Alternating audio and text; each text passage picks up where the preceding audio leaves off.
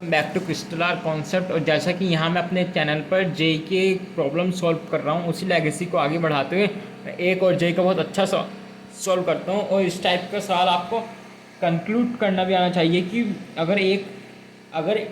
अगर कोई सीलिंग से कोई स्ट्रिंग बना हुआ है, वो सर्कुलर मोशन में रोटेट कर रहा है, तो उसको उसकी टेंशन के कंपोनेंट हम कैसे लेंगे, क्या साइन थीटा कंपोनेंट कैसा आएगा, अंदर कैसा आएगा, बाहर कैसा आएगा, ये सब इसमें आनी चाहिए। इस सवाल को सॉल्व करने के बाद आपकी बहुत सारी प्रॉब्लम सॉल्व हो जाएंगी, क्योंकि वो बहुत सारी प्रॉब्लम इसी के बेस्ड बनती हैं। आइए बात करते हैं। A particle of mass m is suspended from a ceiling through a string of length है। The particles moves in a horizontal circle of radius are such that are equals to L/√2, then the speed of particle will be. और ये सवाल अभी हाल ही में JEE में आया हुआ। ये सवाल कह रहा है particle mass M suspended from a ceiling through a string length L। मान लीजिए एक लेंथ एल का स्ट्रिंग है और इससे ये मास बना हुआ है, और ये particle moves in horizontal circle, और ये हॉरिजॉन्टल सर्किल में घूम रहा है मान लीजिए, और ये इस तरह कुछ सर्किल में घूम रहा है। ये बांध दिया था और ये कुछ इस तरह सर्किल में घूम रहा है, हॉरिजॉन्टल सर्किल में। इस टाइप के क्वेश्चन जेई में बहुत पूछाते हैं, और इसके बेस्ड भी बहुत सारे और नए नए क्वेश्चन पूछे जाते हैं। तो इसी कॉन्सेप्ट के ऊपर बेस्ड बनते हैं कि एक स्ट्रिंग हॉरिजॉन्टल सर्किल में घूम रही है किसी सीलिंग से बंद कर।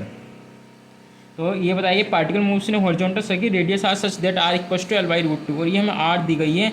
इस आर की वैल्यू है आर इक्वल्स टू L/√2। यानी स्पीड ऑफ द पार्टिकल, हमें पार्टिकल की स्पीड निकालनी है कि किस स्पीड से घूम रहा है। तो ये स्पीड हम कैसे निकालेंगे, ये देखिए एक सेंट्रीपिटल एक्सीलरेशन अंदर को आता है जिसको कोई फोर्स प्रोवाइड कराता है mv²/r, वहीं उसी फॉर्मूला v²/r आता है, वही v वेलोसिटी, वही स्पीड है, उसी को वही वेलोसिटी होती है, वही टेंजेंशियल वेलोसिटी भी होती है, और वही सेंट्रीपिटल उसी की हेल्प से हम स्पीड निकालते हैं। आइए देखते हैं क्या चाह रहा है। इसका पूरा एफबीडी बनाते हैं। ये स्ट्रिंग बना हुआ है, तो अब यहाँ पर देखिए ये क्योंकि ये एक स्ट्रिंग है तो इसमें पूरे में टेंशन होगी एक, और ये यहाँ से कुछ थीटा एंगल ही बना रहा होगा। अगर मान लीजिए किसी सर्किल में घूम रहा है तो ये वर्टिकल के साथ कुछ थीटा एंगल बनाकर ही घूम रहा होगा, और ये टेंशन इस डायरेक्शन में टेंशन है। तो मान लीजिए एक यहाँ इसका देखिए किसी भी पार्टिकल का mg हमेशा वर्टिकली डाउनवार्ड ही रहेगा, तो ये mg नीचे को डाउनवार्ड, और इस टी के टेंशन की है तो इस वर्टिकल डायरेक्शन में टी cos थीटा और हॉरिजॉन्टल डायरेक्शन में टी sin थीटा। ये कुछ इस टाइप से, ये एक मास है, ये इस डायरेक्शन में टेंशन है, और ये इधर टी cos थीटा कैसा आया, ये थीटा। मान लीजिए अगर ये थीटा है तो ये दोनों देखिए पैरेलल लाइन है, ट्रांसफर से अल्टरनेट इंटरएंगल से ये भी थीटा है। तो इस वजह से यहाँ पर हमने cos थीटा कंपोनेंट लिया, क्योंकि थीटा वाली साइड हम cos थीटा ही लेते हैं। बैक टू रिसॉल्व करते हैं तो यहाँ टी cos थीटा और इस डायरेक्शन में टी sin थीटा। अब चूंकि एक सर्कुलर मोशन में रोटेट कर रहा है तो इसके पास ये टी sin थीटा कंपोनेंट इसको एक एक्सेलरेशन प्रोवाइड करा रहा होगा, that is called centripetal acceleration, that is called v²/r।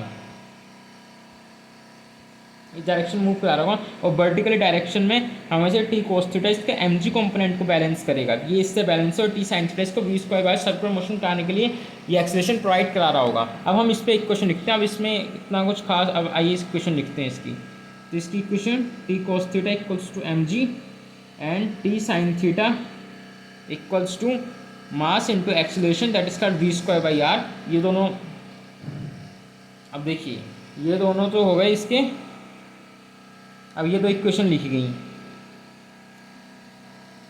अगर हम इनको डिवाइड करें तो वहाँ से थीटा की टर्म में कुछ आएगा, और यहाँ पर ये इसकी लेंथ L है इस स्ट्रिंग की, ये चूँकि दी गई है, और ये L/√2 है। तो थीटा की टर्म में अगर हम इसको नीचे लेकर आएँ T sin theta upon T cos theta, tan theta की टर्म में अगर इसको सॉल्व करूँ तो यहाँ से टेंशन गया, tan थीटा इक्वल्स टू, और ये m से m गया तो v²/rg। और ये आपने सर्कुलर मोशन, ये आपने उसमें व्हीकल में भी पूछा था कि जब कोई व्हीकल सर्कुलर रोड पर मूव करता है तो वहीं से आया, तो v equals to √rg tan theta. लेकिन हमारे पास थीटा उन्होंने थीटा में फाइंड करना होगा, तो सबसे पहले तो ये यहाँ से ये हमें क्या क्या दिया गया है। मान लीजिए एक ट्राइंगल है,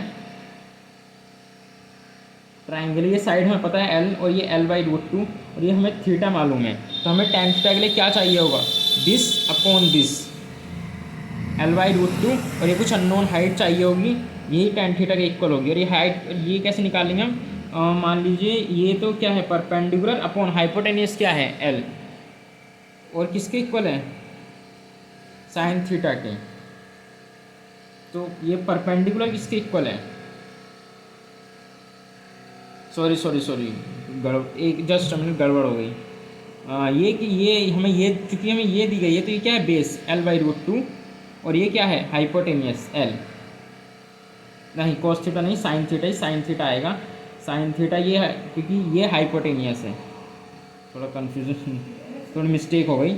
sign theta equal to L/√2 upon L, तो L 1/√2। देखिए साइन थीटा की वैल्यू 1/√2, इसका अर्थ है कि थीटा इक्वल टू 45 डिग्री है।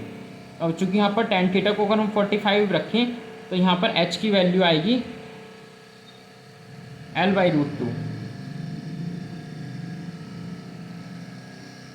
क्योंकि tan थीटा 1 है तो h की वैल्यू आएगी L/√2। हाँ, लेकिन हमें यहाँ h थोड़ी, यहाँ मतलब थीटा ही फाइंड करना था, तो थीटा तो हमारे पास 45 डिग्री आ गया, क्योंकि साइन थीटा इक्वल टू 1/√2, तो थीटा 45 डिग्री, तो b equal to √RG is the answer. Thank you.